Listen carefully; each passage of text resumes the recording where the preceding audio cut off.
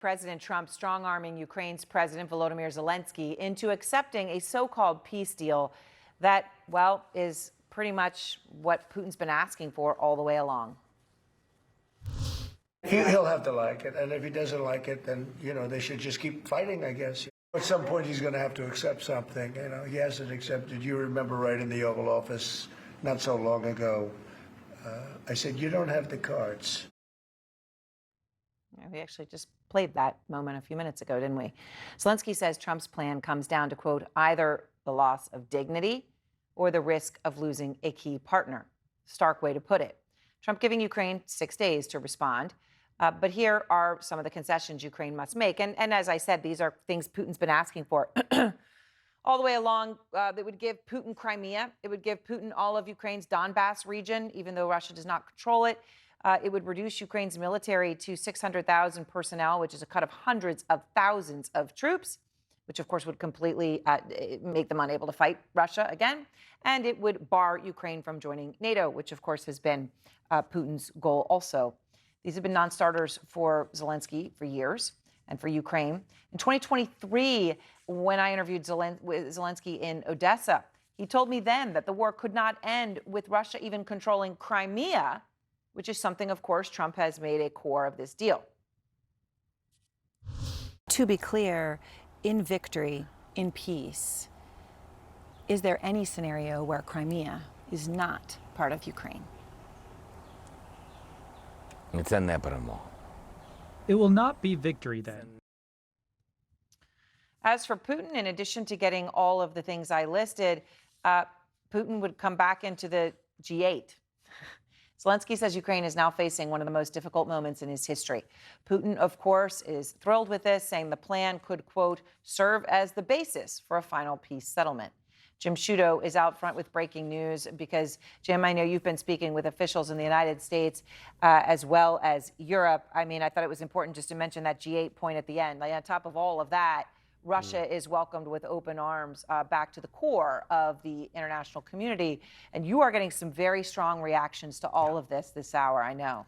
Aaron, I can say without exaggeration that my phone was lighting up today with reaction from Ukraine to Europe to here in Washington, frankly, to this plan with one consistent description of it, that it would amount to a Ukrainian surrender. And keep in mind, and you know this well, that when Ukrainians say this is not just political talk, right? This is existential to them. They're talking about the survival of their country as an independent state. One Ukrainian military commander said this to me. He said, Trump is stubbornly pushing Ukraine into capitulation and also humiliating Europeans. The whole idea looks naive and I spoke to a Ukrainian member of parliament, Helena Yanchenko, and I think quite deliberately she used some colorful language describing her reaction to this peace proposal as described. She said, it's like they are pissing on your boots and telling you it's raining. She went on to say to me that, listen, this would be forcing my country, Ukraine, to its knees.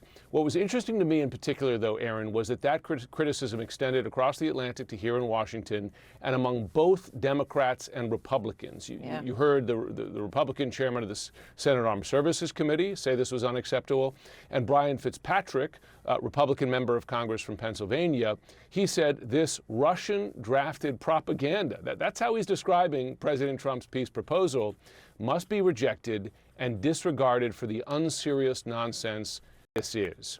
And, this is important, Aaron, because there is discussion now of a discharge position on Capitol Hill that would allow Congress to vote on a new punishing sanctions package for Russia, in effect, over President Trump's support. And it's notable because we did see this just happen now on the Epstein files, right? You had Republicans defy their president.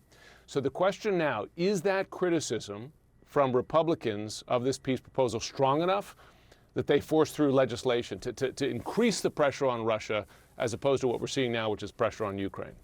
Yeah, and to put all of those things in it, giving all that territory to Putin as well.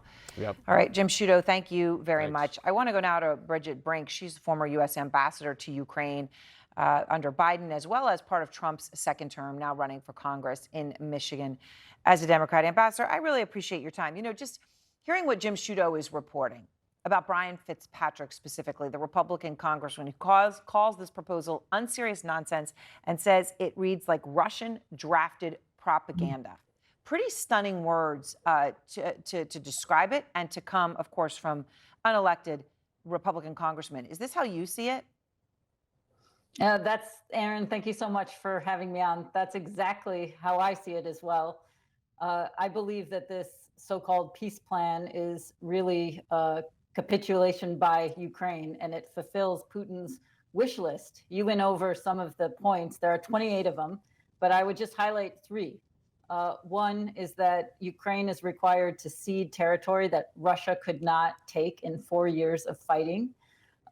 Two, it basically reduces the Ukrainian military to the point where it would be, and the country would be, weak and vulnerable.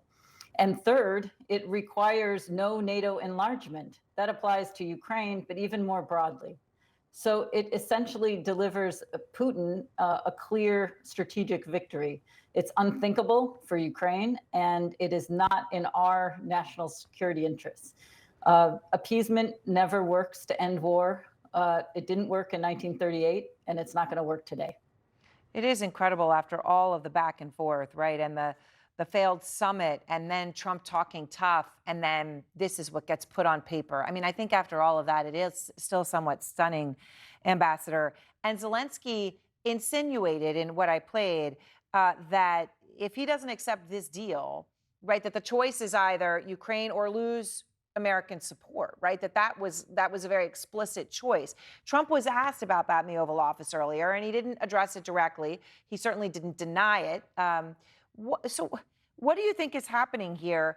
And what message does it send Putin that this would be put out there in the way it did? No NATO enlargement of any sort. All the land that he had wanted in Ukraine, that he's back in the G8. What does Putin get from this? Well, Putin gets everything that he wants. And maybe I'll say just the message I think we should be sending is that America does not bow to dictators. It's just not who we are. And what we need to do is fight for freedom and democracy at home and abroad. And the reason that I resigned from my position and spoke out and am running for Congress is because we cannot be an America that is undermining our own democracy, stripping people of their health care, and destabilizing our own economy. Or even, as of yesterday, having our head of state actually threaten members of Congress who have also served our country. So this is why I'm here, and this is why I'm running. We need to stand up, and we need to speak out, and we need to be the America that supports our foundational values. And you are speaking out. Some of the others we've heard speaking out. I mean, I talk about Brian Fitzpatrick. There are others.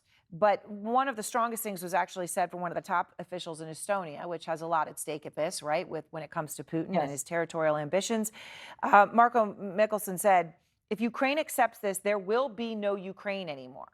If Europe accepts this, we must prepare for a direct war with Russia, which are stunning words in the context of what we have now heard out of senior French officials more than once in the past 6 months, which is that the French people should be prepared for the possibility that French children will die fighting a war with Russia. Do you think this is a reality? I think this proposed plan will not end the war. It will only lay the groundwork for future war.